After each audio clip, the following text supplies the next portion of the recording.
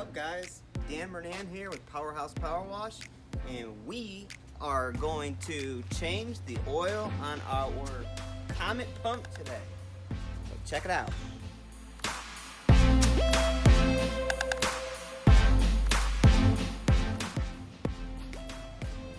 Pretty dirty. I don't have a better way to do it, and this is how I do it. So.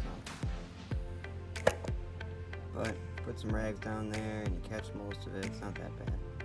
But this is pretty dirty pump oil. Definitely needed to be done.